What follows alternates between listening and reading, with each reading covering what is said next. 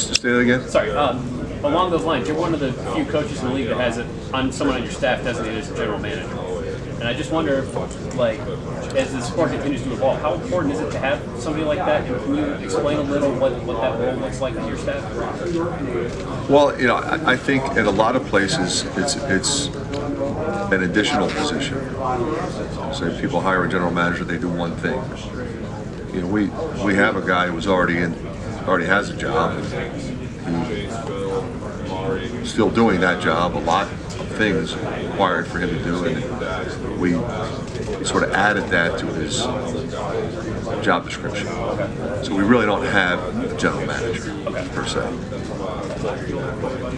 Coach, one of your players, Payton Sandfort, was named, I believe, Tuesday to the preseason All-Big Ten Conference team. So he's one of 10 players who was handpicked by the media. Some schools didn't even get any players at all, and you've got one of your returning guys who crossed the 1,000-point marker last year. Why don't you just walk me through that, like kind of what Payton is to the team, what it means that he's got this accomplishment early? I'm just really proud of Payton. He's been a terrific player for us for 3 years.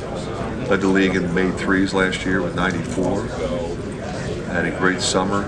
I think tested the waters. We all saw that. And encouraged him to do that and go through that experience. And he wanted to come back and lead our team. And it makes me very proud that he would want to do that. He thinks that much of his teammates and our program. And I'm not surprised. I just think he's going to have a fabulous year. Do you see the changes, the guys you've had who entered the draft and then come back? You see tangible changes in them and as players and just in general? Well, I think the important thing is if you decide to go and test the waters, you've got to be realistic. The guys that we've had do it, Wieskamp, Tyler Cook, Chris Murray, Payton Sandfort, like those guys legitimately should have done that, and I would have recommended that they do that. There are some others that want to put their name in and they're not going to get invited to the combine. Maybe it doesn't make sense for them. But I do think going to the combine, doing the interviews with the NBA people, going through the pro day workouts for various teams, getting to know the general managers, directors of player personnel, is a valuable experience. And it's something that they should take advantage of when it's legitimate. Get the information and then make a decision. You look at Chris Murray, well, Chris and Payton, they both were offered two-way contracts. When you look at Chris, he came back, he was a first-round pick. He wanted to come back and be a first-round pick, so I'm really proud of the fact that he did that. His first team all-conference, averaged 20 points a game. It's hard to average 20 points a game in this league. And he challenged himself to do that. Essentially, Mike bet on himself, and that's what Payton's doing, betting on himself. Watching you on the podium with Chris and Jake, all three of you have tight basketball relationships with another generation of your family. And it was a really interesting, I felt back and forth a little bit there. Obviously, you're coaching your sons, and Chris and his dad, and now Jake and his dad who's coached for a long time. It's a little bit off topic. Can you speak to the connection that basketball can provide in this profession? Well, it's absolutely special for me. Very thankful. When I went off to college, I didn't think that I would be a coach. It wasn't my plan. I attended the University of Pennsylvania's Wharton School, thought I would be on Wall Street, something like that. But I loved the game. I was fortunate enough to have been a part of the game at the collegiate level and was willing to start at the bottom and work my way up. So Connor, I've been taking him to practice since he was in kindergarten, before kindergarten. And so he fell in love with the sport, with the game, wanted to come and play at Iowa. Was a two-sport athlete, but really focused on basketball, prepared himself for other things, but really just loves being in the gym, loves watching film, loves the competitiveness and the game planning. He's always really good at it, and it manifested itself on the floor. One of the smartest players I've ever coached, impacted winning in an incredible way because of his basketball intellect. So it's not surprising he would want to enter this industry.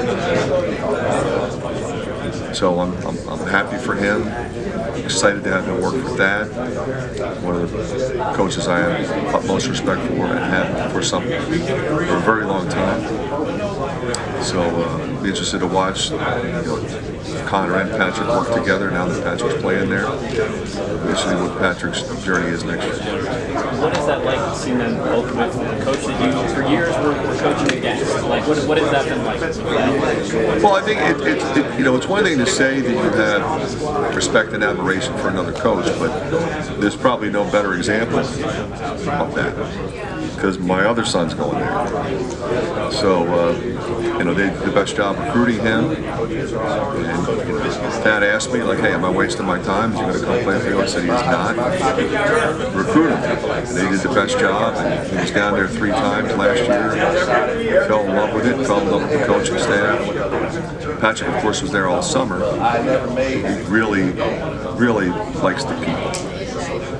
And I think that's what it's all about. It's one thing to have a relationship with the head coach, which he's got a great relationship there, but also the assistant coaches, the other players. It's really been a great fit. With Al taking on the GM as a part of his other duties, what made you feel comfortable about him taking that on his plate? I thought Al would do a really good job with that part of this. He was already kind of doing it. There's been everybody else doing it. So a little bit fell on him, and he has relationships with people that you need to have relationships with. So he'll be great there. Eventually, probably every team will have a separate general manager. So we'll see. Coach, with a lot of different players stepping up last year, some that a lot of fans didn't know about last year, who's a guy on the squad right now who a lot of people don't know about right now but could make an impact this season? That's a very good question. Because we probably have a lot of players that fall into that category. You look at a guy like Laji DeBelle, he's really playing at a high level right now. He's also incredibly versatile. Payton Sandfort, he's completely different physically, and he was always a great shooter. He's always tall, he's 6'7", but he's really worked on his body, and he's way more physical defensively. He's way more physical driving the ball to the basket, and he's shooting the ball at an incredibly high level. Since June, it's not like, okay, he shot it well last week. He shot it well every week since June. So I'm really pleased with him. You mentioned Brock. He's taking his game to the next level. So we just need our 2 new guys from the portal and our 2 freshmen, all of whom have played extremely well. So when you look at it, maybe the deepest team we've had, especially when you consider Riley, Evan, and Carter, are all really good players. And 2 of them are seniors. Actually, all 3 of them are seniors, so a lot of ways I can go. Can we see that? Are you thinking of